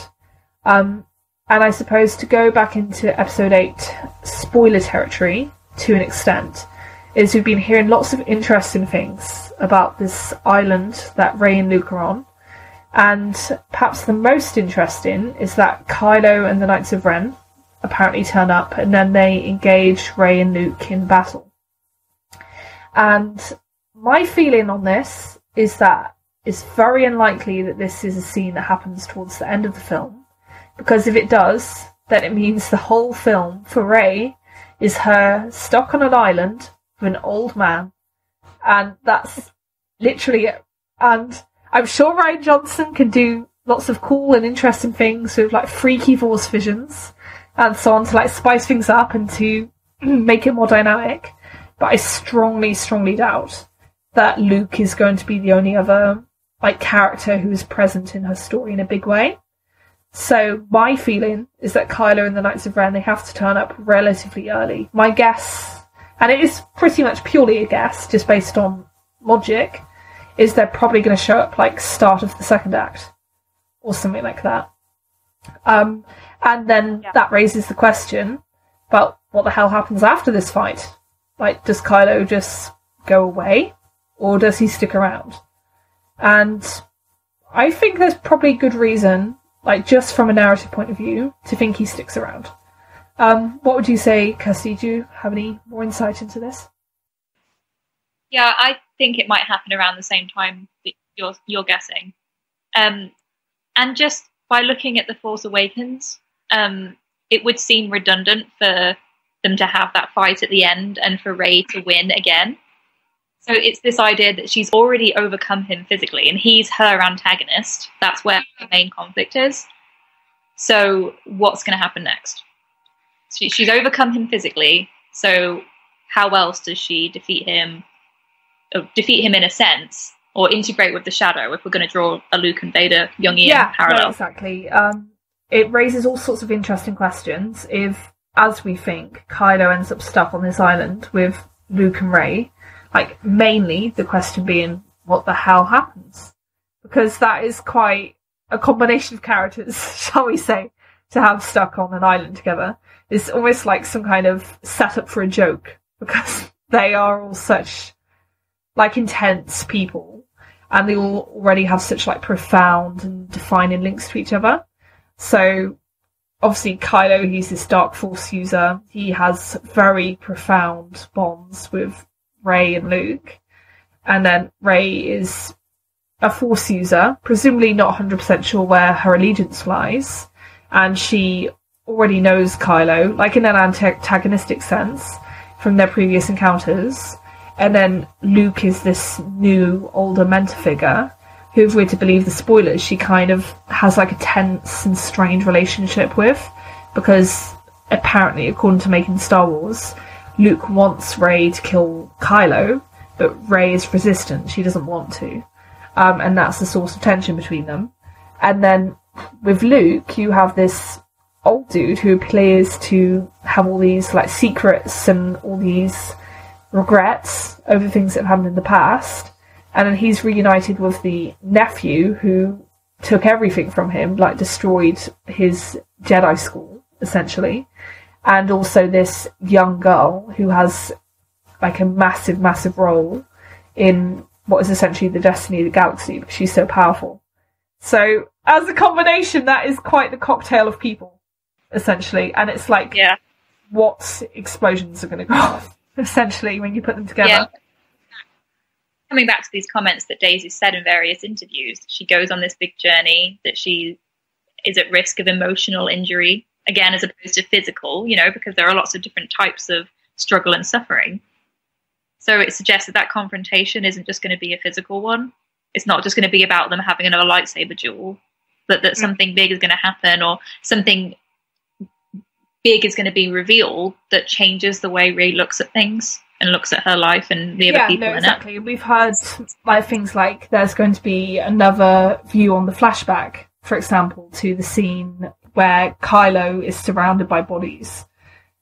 We're going to be revisiting that element of Rey's vision from The Force Awakens. And that is really interesting because it implies that we're going to be getting new information of some kind. And I think that would feed into this whole idea of Rey perceiving things differently and like getting a different angle on things. It will cause her to like reassess her preconceptions on things. Because I really do think that with Rey and Kylo Ren, the only way now for them is for them to like find a common ground of some kind. And I really do genuinely think there's a chance of that being romance. Like, if anyone looks at my blog, it's pretty obvious that I ship it. I ship Reylo. And I honestly think there are legitimate reasons based in The Force Awakens to see that as a valid and legitimate direction for the story.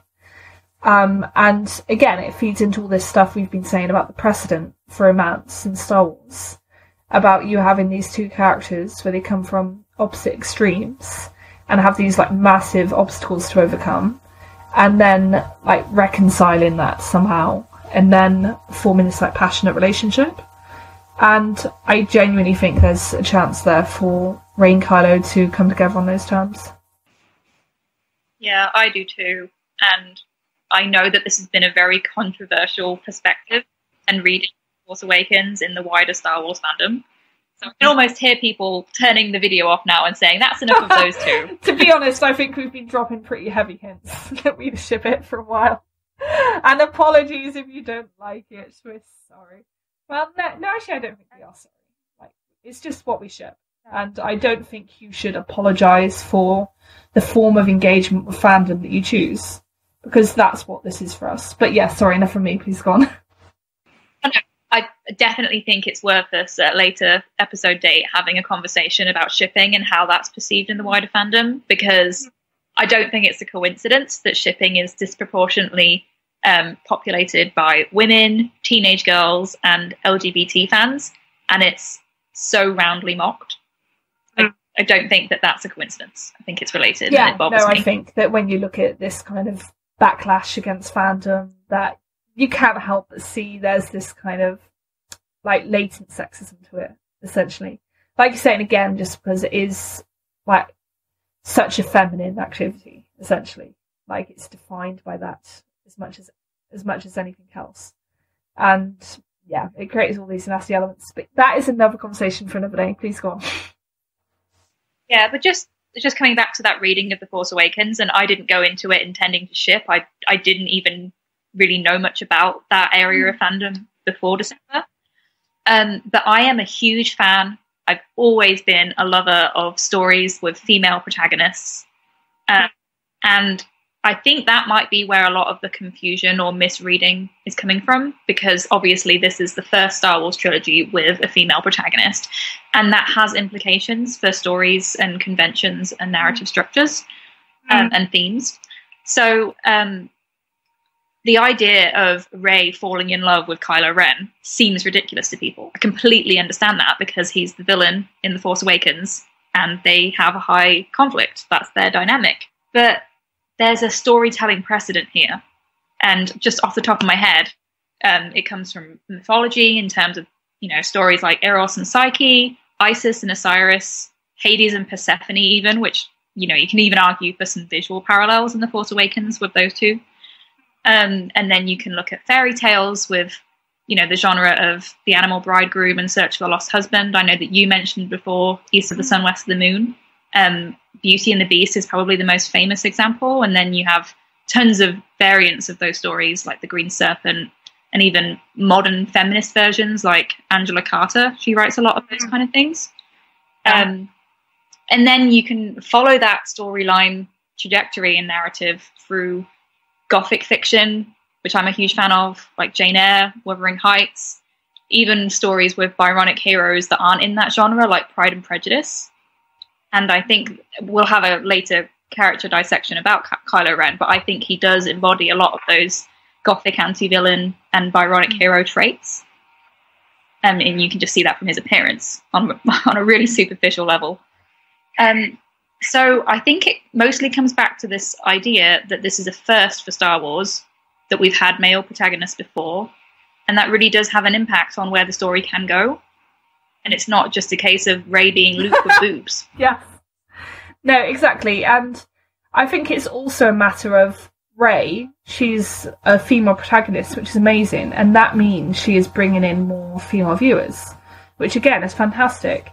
And I think an element of that is that a lot of those female viewers, they are going to be more interested in like the emotional side of things.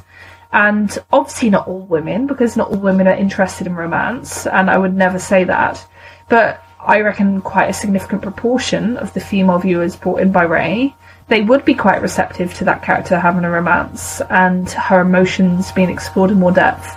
Because I know that appeals to me, and that's just something I enjoy as part of any well-told story, because I enjoy stories where there's a core of love and an exploration of that, in its many manifestations. I'm not I hate rom-coms, for example. It's not I am only interested in love stories, but I do kind of like to have some kind of relationship along those lines to grasp onto, if that makes sense. Some kind of human, or some kind of human dimension, a emotional dimension, because I think people do often forget that's important. And I think there's potential to have a really fascinating, and deep and profound love story with Rey and Kylo. So yeah, I think there's massive potential in that relationship for there to be something really compelling and exciting between those two characters. And I think it would be quite a different love story for Star Wars, because there obviously are far more heavily antagonistic elements in the Rey and Kylo dynamic than there are with Amidala or Han and Leia, obviously. But I do think at the same time it is broadly part of the same tradition, because it is about these characters who are crossing this massive divide, because Rey is this lowly scavenger who comes from nothing, whereas Kylo was this like highborn son of a princess, and he now fancies himself to be this kind of like crusading knight. So you have these characters who are the opposite poles of this conflict, and I think there's really interesting story potential in bringing them together, like almost like a Romeo and Juliet type of deal, but presumably about them both dying in the end, because I don't think that's a Star Wars thing. Star Wars is about optimism and hope, not about, oh god, life's awful, let's kill ourselves. Yeah, and it should go without saying, but let's just clarify that our understanding of this as a potential story direction hinges on Kylo Ren being redeemed. Very important.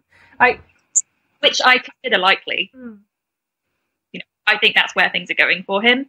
But I've seen a lot of people say, oh, so, you know, a Reylo reading of The Force Awakens is all about having Rey prop up Kylo Ren's story.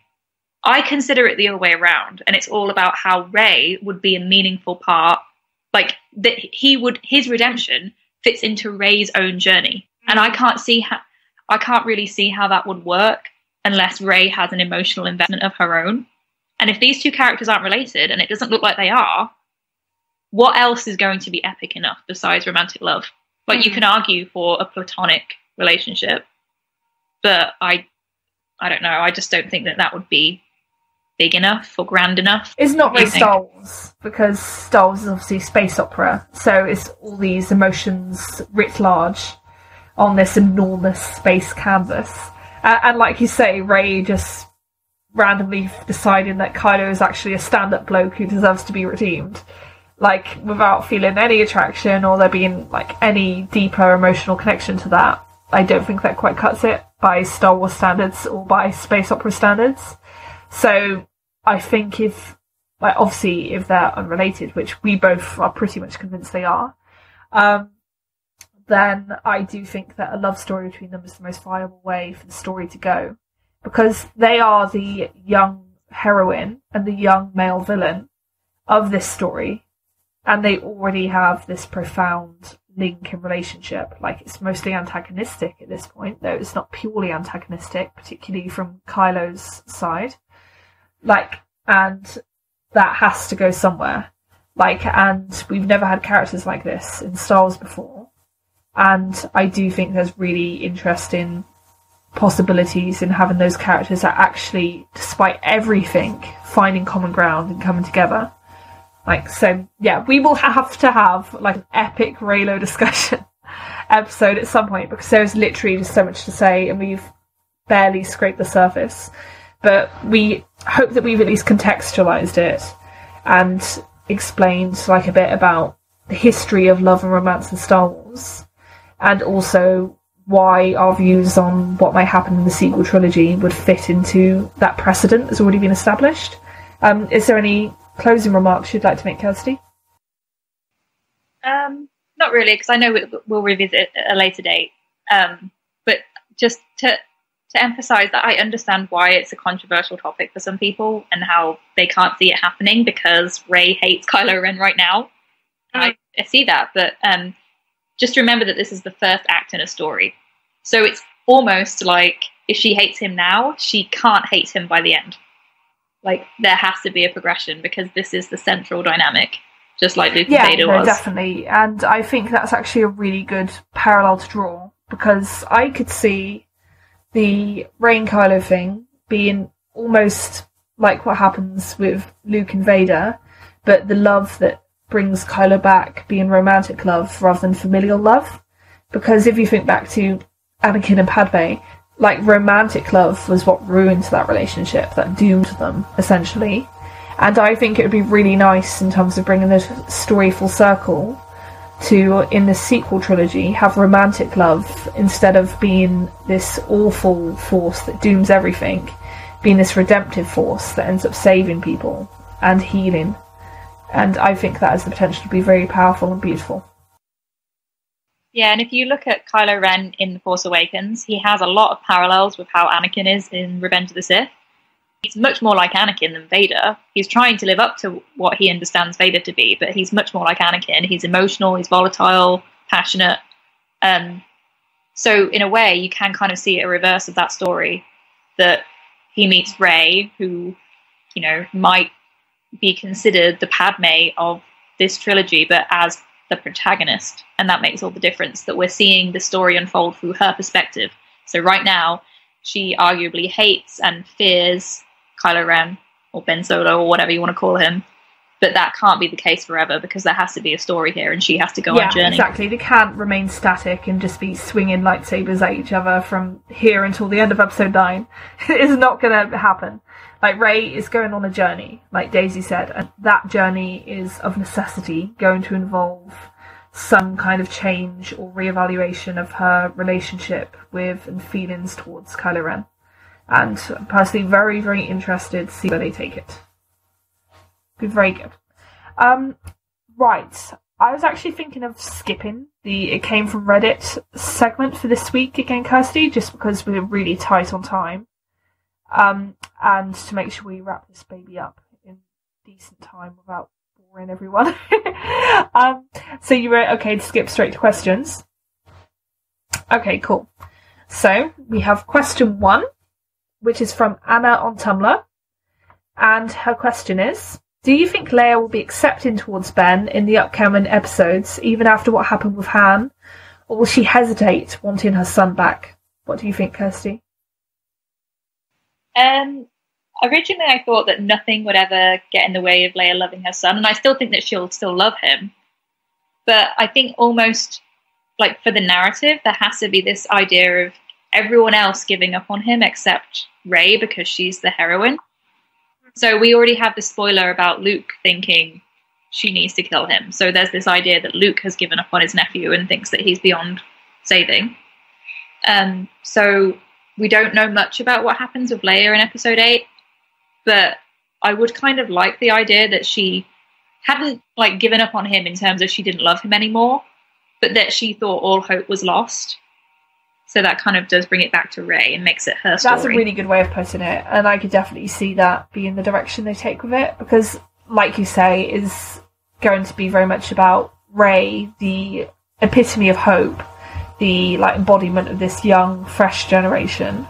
I think she's going to have to represent this optimism and this belief that there's still good in Kylo, that the older generation will have just lost, because that's also part of, like, the overarching purpose of this new trilogy, like in showing that things went wrong before and that all hope was lost, but hope has come back again, because Rey is essentially a New Hope 2.0.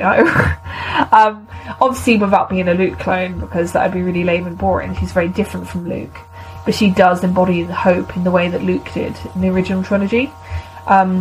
And yeah, I kind of think she's more likely to believe that there's a way back for Kylo than Leia is.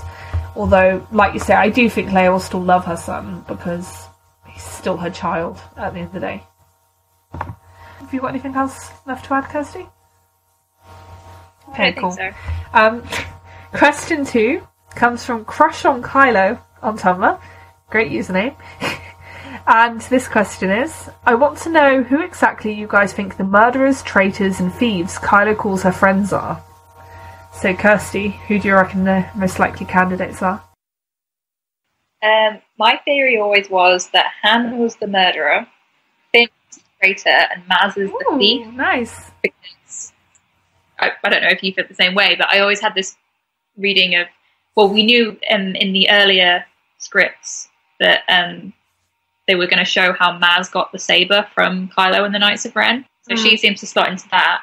And then we obviously know that Han is a murderer, like, from the very beginning. You can argue about whether that's justified or not, but Kylo obviously doesn't have a strong, positive relationship with his father. Yes. And then we know that he considers Finn a traitor. He shouts it at him himself at the end of the film. So that seems to make most sense. Yeah, what do I you definitely think that traitor is the most clear cut of all of them, because Kylo literally screams, "Traitor!" There can't be much ambiguity left after that. But you make a really good point about Mars. I hadn't even thought about Mars as one of the people Kylo might be referring to, but I think you're absolutely right. I think that line is most likely an artifact from the earlier version of the script where they had the flashback showing Mars stealing the lightsaber from Kylo, and they kind of didn't tidy it up quite enough to think through the implications of that line and remove it. Which I think is good. It's a nice, intriguing line, so I'm glad it's there. But I think that without that scene, like, it is easy to think that the thief might be Han as well, because obviously he is this like shady smuggler type, and so I'm sure he's engaged in dodgy dealings that Kylo would be quick to label thievery, shall we say. But yeah, you're right, Han is a murderer, like, many times over. Like, generally he's always been shown to do it for like what we can consider very easily forgivable or even good reasons, because it's generally in military situations or he's defending himself or such like. But he does murder poor old Greedo because Han shoots first, so maybe that's what Kylo was thinking back to.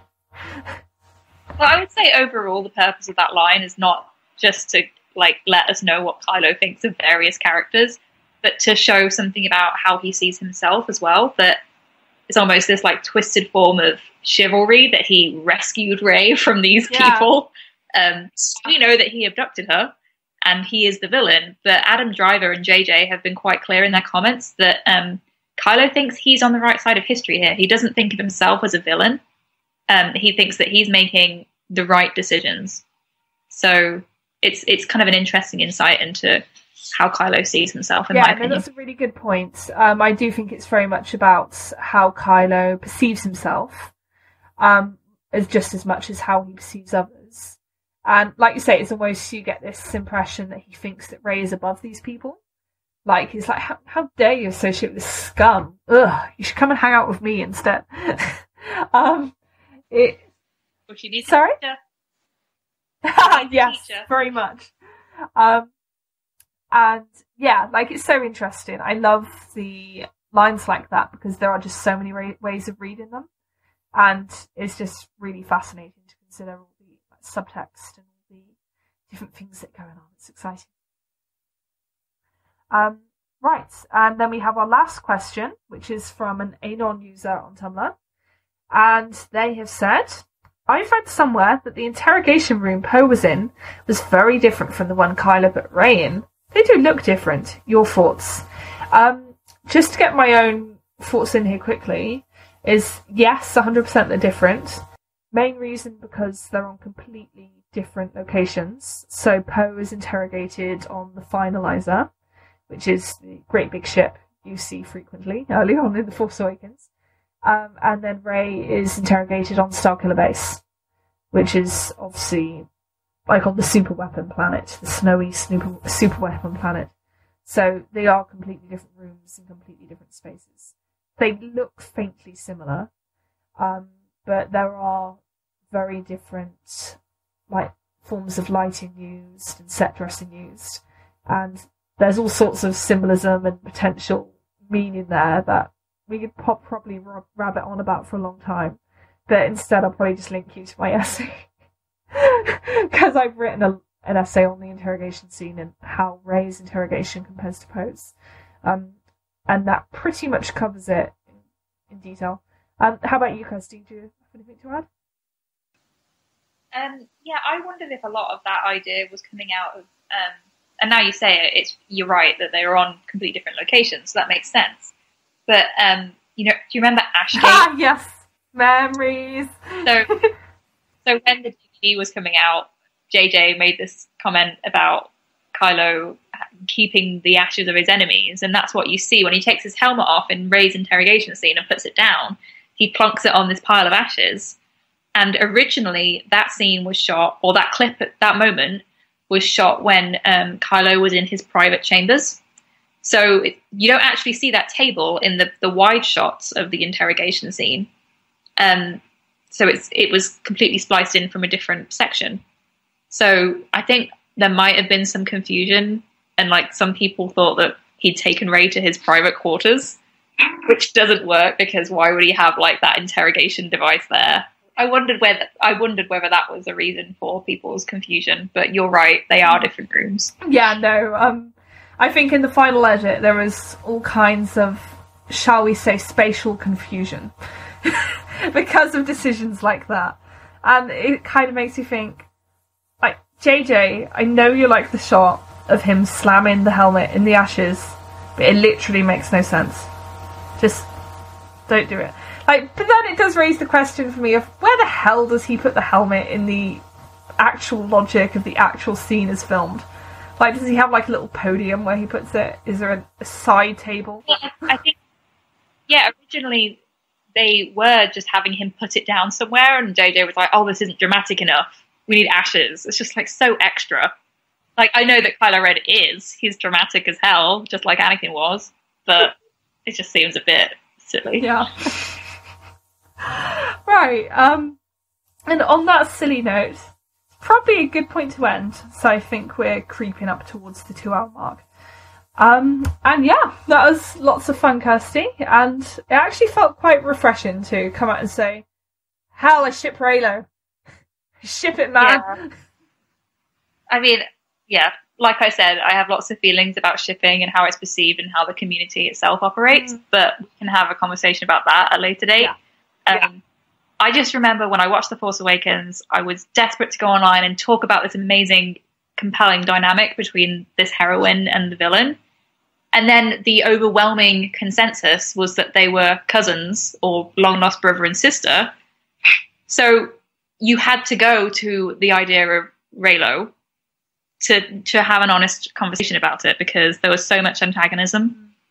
I'm hoping that is changing as more people come away from the idea that they're related, just because, you know, post-bloodline and everything, the timelines don't really add up. I know some people will still think it's possible, but I don't know. We might kind of be seeing the turning of the tide. One can only hope.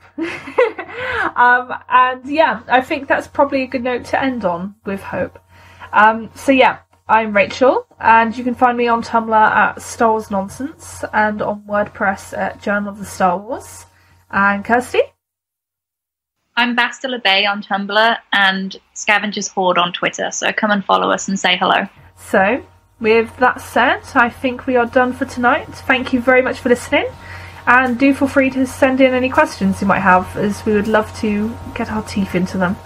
Thank you, and good night. Bye!